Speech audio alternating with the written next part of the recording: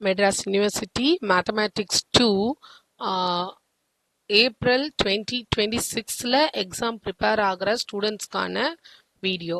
இதில் previous year question paper, that is April 2025, April 2024 and November 2024க்கான question paper இதில் டிஸ்கிரிப்ஷனில் பிடிஎஃபாக இருக்கும். நீங்கள் டவுன்லோட் பண்ணி யூஸ் பண்ணிக்கலாம்.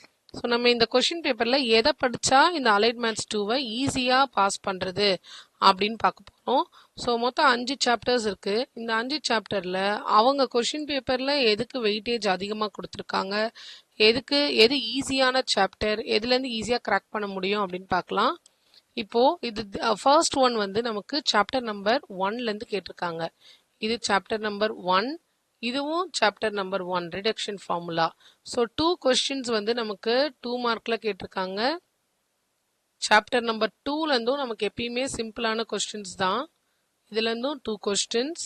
அண்டு சாப்டர் நம்பர் 3ல ஓடியிலேருந்து ஒரு கொஸ்டின், பிடியிலேருந்து ஒரு கொஸ்டின். சாப்டர் நம்பர் 4 எல்லாத்துலேயும் 2 கொஸ்டின் வந்திருக்கு இது வரைக்கும். ஸோ சாப்டர் நம்பர் 4லேருந்து 2 கொஸ்டின்ஸ் அண்ட் சாப்டர் நம்பர் 5லேருந்து 2 கொஸ்டின்ஸ். இதில் 1, 2 அண்ட் 5 வந்து நமக்கு சிம்பிளான சாப்டர். 2 மார்க்ஸுக்கு நமக்கு 4th சாப்டருமே சிம்பிள் தான். ரொம்ப ஈஸியான டைரக்டான கொஸ்டின்ஸ் தான் கேட்பாங்க. இப்போ சாப்டர் நம்பர் 3லேருந்து கொஸ்டின் நம்பர் 11. இந்த லாஸ்ட் இருக்கிற 2 கொஸ்டின் வந்து எந்த சாப்டர்லேருந்து வேணால் வரலாம். இது நம்ம ப்ரெடிக்ட் பண்ண முடியாது. சாப்டர் நம்பர் 4லேருந்து கேட்டிருக்காங்க. ஸோ ஒரு சாப்டருக்கு 2 கொஸ்டின்ஸ் வச்சு கேட்டிருக்காங்க. அப்போ 2 மார்க்கில் எல்லா கொஸ்டின்ஸுக்குமே நம்ம ப்ரிப்பேர் ஆகிற மாதிரி இந்த 3 கொஸ்டினில் இருக்கிற எல்லா 2 மார்க்கையும் ப்ரிப்பேர் பண்ணாலே நம்ம ஓரளவு எழுத முடியும். அண்டு இங்கே நமக்கு ஃபர்ஸ்ட் சாப்டர் இருக்கிறதுலே ரொம்ப ஈஸியான சாப்டர். ஏன்னா அதோட டாப்பிக்கே Bernoulli and reduction formula. So இதை மட்டும் நம்ம தரவு பண்ணாலே இங்கே ஒரு 5 மார்க், ஏற்கனவே ஒரு 2 மார்க்னு 2. ஸோ டோட்டலாக 9 மார்க்ஸ் எனக்கு இது வரைக்குமே வந்திருக்கும்.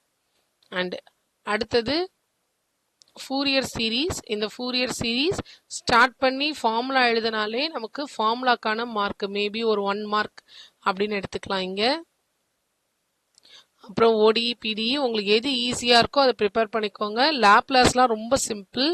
அண்டு கம்பல்சரியாக ப்ரிப்பேர் பண்ண போகிறது வந்து வெக்டார். அடுத்த சாப்டர் வந்து வெக்டார். இதுலேருந்து 5 மார்க் நம்ம டார்கெட்டாக இருக்கணும்.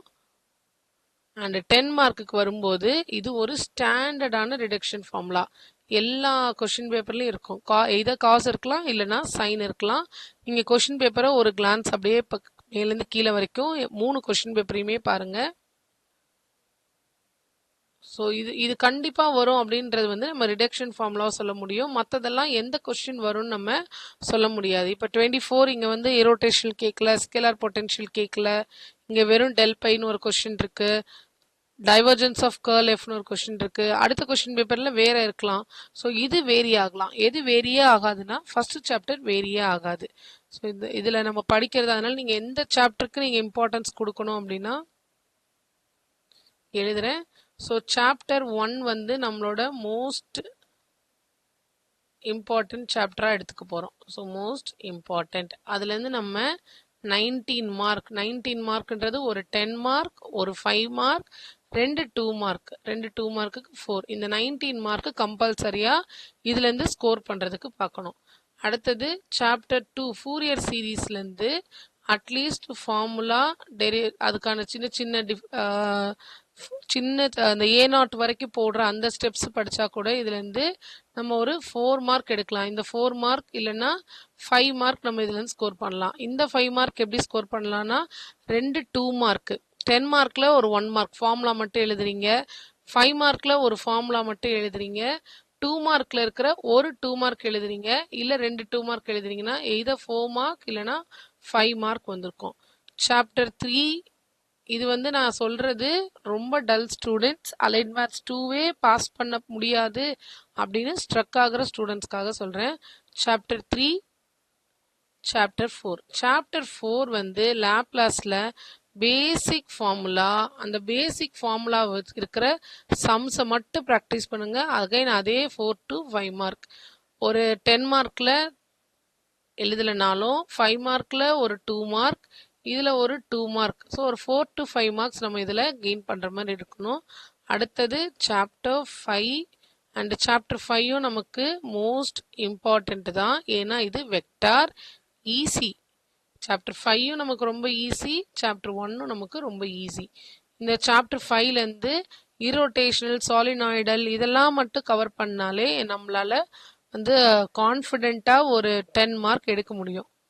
ஸோ இரோட்டேஷனல் சாலினாய்டலோட டெஃபினிஷன்ஸ்லாம் படிச்சிங்கன்னா ஒரு 2 மார்க்ஸ், அதுக்கான சம்ஸ் கேட்டுட்டாங்கன்னா ஒரு 5 மார்க், இதுலேயுமே கேட்டால் இன்னொரு 5 மார்க். ஸோ 10ன்றது நான் வந்து மினிமமாக கொடுத்துருக்கேன். 10 இல்லை 12 நம்ம இதில் ஸ்கோர் பண்ணலாம். ஸோ இது பர்ஃபெக்டாக இது எழுதினாலே நம்ம பாஸ் ஆயிடலாம். இதை தவிர 3 கொஷின் பேப்பரையும் தரவு பண்ணிக்கோங்க.